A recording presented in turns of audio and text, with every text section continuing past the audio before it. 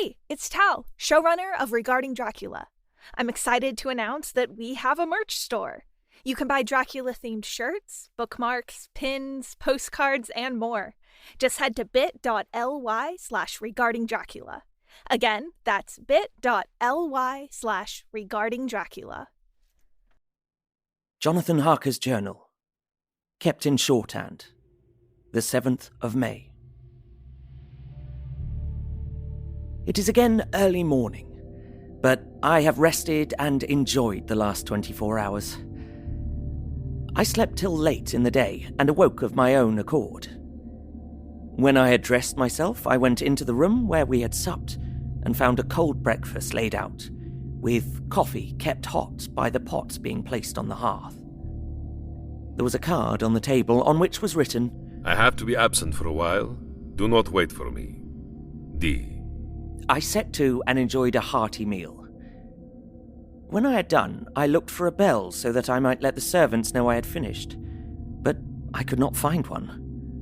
There are certainly odd deficiencies in this house, considering the extraordinary evidences of wealth which are around me. The table service is of gold, and so beautifully wrought that it must be of immense value. The curtains and upholstery of the chairs and sofas, and the hangings of my bed, are of the costliest and most beautiful fabrics, and must have been of fabulous value when they were made, for they are centuries old, though in excellent order. I saw something like them in Hampton Court, but there they were worn and frayed and moth-eaten. But still, in none of the rooms is there a mirror. There is not even a toilet glass on my table, and I had to get the little shaving glass from my bag before I could either shave or brush my hair. I have not yet seen a servant anywhere, or heard a sound near the castle except the howling of wolves.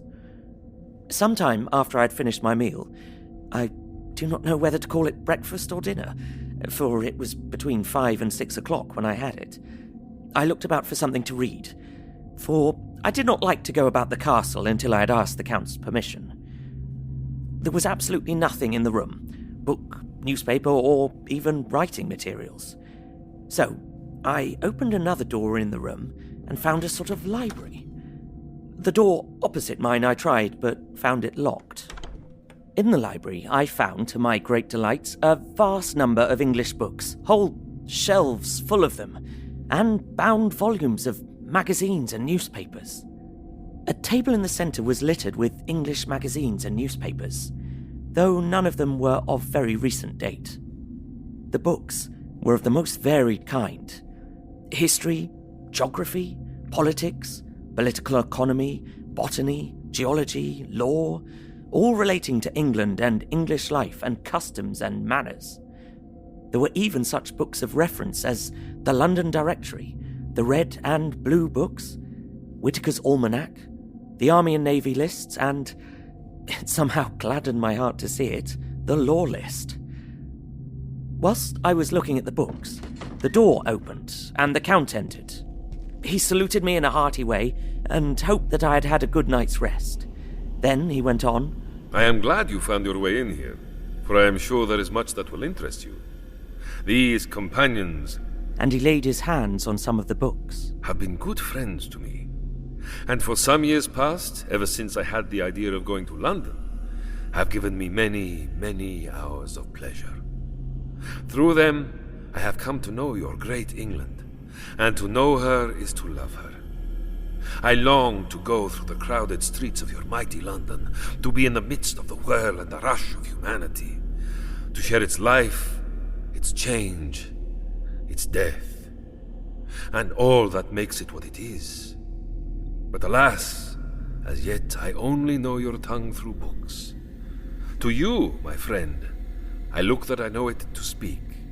"But Count," I said, "you know and speak English thoroughly." He bowed gravely.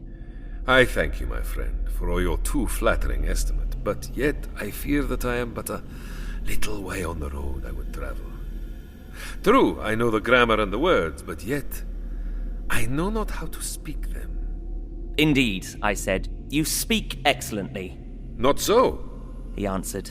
"Well, I know that, did I move and speak in your London, none there are who would not know me for a stranger.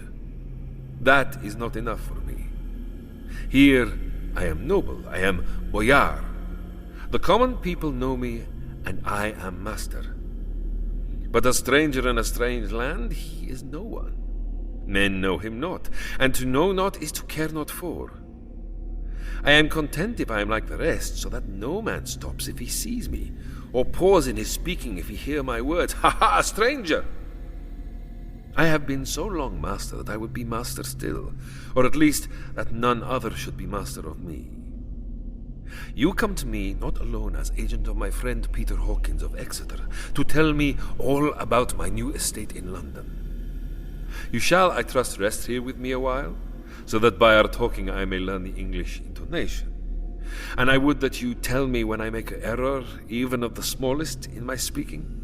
I am sorry that I had to be away so long today, but you will, I know, forgive one who has so many important affairs in hand. Of course, I said all I could about being willing, and asked if I might come into that room when I chose. He answered, Yes, certainly.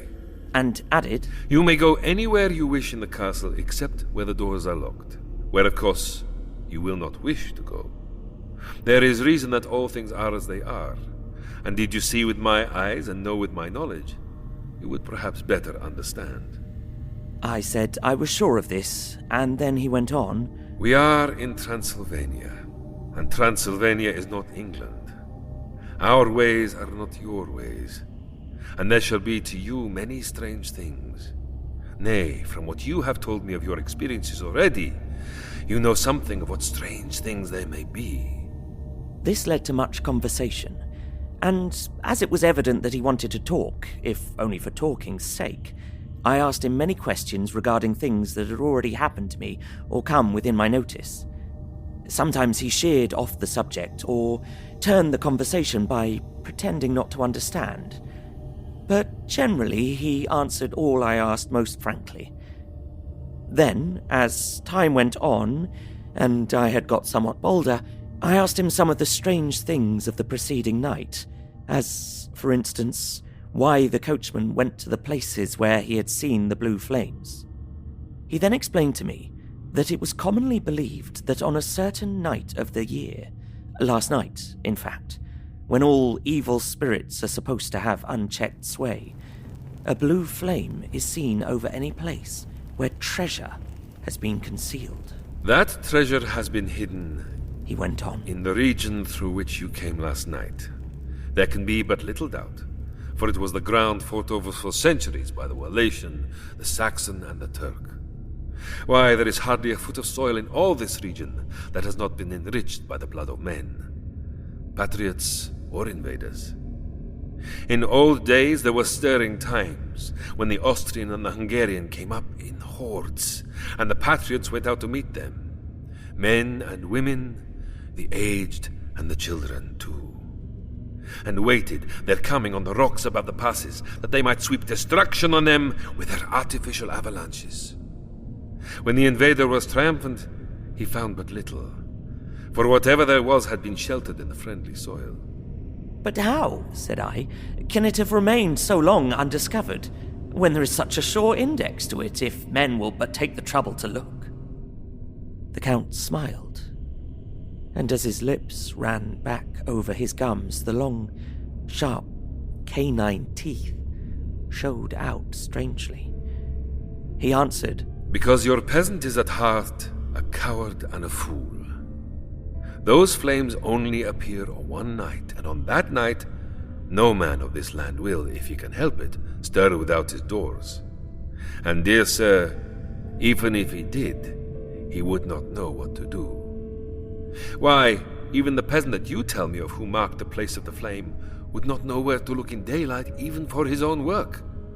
Even you would not, I dare be sworn, be able to find these places again. There you are right, I said. I know no more than the dead where even to look for them. Then we drifted into other matters. Come, he said at last. Tell me of London and of the house which you have procured for me. With an apology for my remissness, I went into my own room to get the papers from my bag. Whilst I was placing them in order, I heard a rattling of china and silver in the next room, and as I passed through, noticed that the table had been cleared and the lamp lit, for it was by this time deep into the dark. The lamps were also lit in the study or library, and I found the Count lying on the sofa reading, of all things in the world, an English Bradshaw's Guide. When I came in, he cleared the books and papers from the table, and with him I went into plans and deeds and figures of all sorts. He was interested in everything, and asked me a myriad of questions about the place and its surroundings. He clearly had studied beforehand all he could get on the subject of the neighbourhood, for he evidently at the end knew very much more than I did.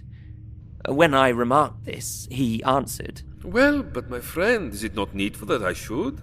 Where I go, I shall be there all alone. And my friend Harker Jonathan... nay, pardon me. I fall into my country's habit of putting your patronymic first. My friend Jonathan Harker will not be by my side to correct and aid me. He will be in Exeter, miles away, probably working at papers of the law with my other friend Peter Hawkins. So, we went thoroughly into the business of the purchase of the estate at Purfleet. When I had told him the facts and got his signature to the necessary papers, and had written a letter with them ready to post to Mr. Hawkins, he began to ask me how I had come across so suitable a place. I read to him the notes which I had made at the time and which I inscribe here. At Purfleet, on a by-road, I came across just such a place as seemed to be required, and where was displayed a dilapidated notice that the place was for sale. It is surrounded by a high wall of ancient structure, built of heavy stones, and has not been repaired for a large number of years. The closed gates are of heavy old oak and iron, all eaten with rust. The estate is called Carfax, no doubt a corruption of the old Quatre Faces, as the house is four-sided, agreeing with the cardinal points of the compass. It contains in all some 20 acres, quite surrounded by the solid stone wall above mentioned. There are many trees on it, which makes it in places gloomy, and there is a deep, dark-looking pond or small lake, evidently fed by some springs as the water is clear and flows away in a fair-sized stream. The house is very large, and of all periods back, I should say, to medieval times. For one part is of stone, immensely thick, with only a few windows high up and heavily barred with iron. It looks like part of a keep, and is close to an old chapel or church. I could not enter it, as I had not the key of the door leading to it from the house, but I have taken with my Kodak views of it from various points. The house has been added to, but in a very straggling way, and I can only guess at the amount of ground it covers, which must be very great. There are but few houses close at hand, one being a very large house only recently added to and formed into a private lunatic asylum. It is not, however, visible from the grounds. When I had finished, he said, I am glad that it is old and big. I myself am of an old family, and to live in a new house would kill me. A house cannot be made habitable in a day, and after all, how few days go to make up a century. I rejoice also that there is a chapel of old times. We Transylvanian nobles love not to think that our bones may lie amongst the common dead. I seek not gaiety nor mirth, not the bright voluptuousness of much sunshine and sparkling waters which please the young and gay. I am no longer young, and my heart, through weary years of mourning over the dead, is not attuned to mirth. Moreover, the walls of my castle are broken, and the shadows are many, and the wind breathes cold through the broken battlements and casements. I love the shade and the shadow, and would be alone with my thoughts when I may. Somehow his words and his look did not seem to accord. Or else it was that his cast of face made his smile look malignant and saturnine. Presently, with an excuse, he left me, asking me to put all my papers together. He was some little time away, and I began to look at some of the books around me. One was an atlas, which I found open naturally at England, as if that map had been much used. On looking at it, I found in certain places little rings marked, and on examining these I noticed that one was near London on the east side, manifestly where his new estate was situated. The other two were Exeter and Whitby on the Yorkshire coast. It was the better part of an hour when the Count returned. Aha! He said. Still at your books? Good. But you must not work always. Come. I am informed that your supper is ready. He took my arm, and we went into the next room, where I found an excellent supper ready on the table. The Count again excused himself, as he had dined out on his being away from home, but he sat, as on the previous night, and chatted whilst I ate. After supper, I smoked, as on the last evening, and the Count stayed with me, chatting and asking questions on every conceivable subject, hour after hour. I felt that it was getting very late indeed, but I did not say anything, for I felt under obligation to meet my host's wishes in every way. I was not sleepy, as the long sleep yesterday had fortified me, but I could not help experiencing that chill which comes over one at the coming of the dawn, which is like, in its way, the turning of the tide. They say that people who are near death die generally at the change to the dawn, or at the turn of the tide. Anyone who has, when tired, and tied as it were to his post, experienced this change in the atmosphere can well believe it. All at once, we heard the crow of a cock coming up with preternatural shrillness through the clear morning air. Count Dracula, jumping to his feet, said, "Why, there is the morning again. How remiss I am to let you stay up so long. You must make your conversation regarding my dear new country of England less interesting, so that I may not forget how time flies by us." And with a courtly bow, he quickly left me. I went into my own room and drew the curtains, but there was little to notice. My window opened into the courtyard. All I could see was the warm grey of quickening sky. So I pulled the curtains again and have written of this day.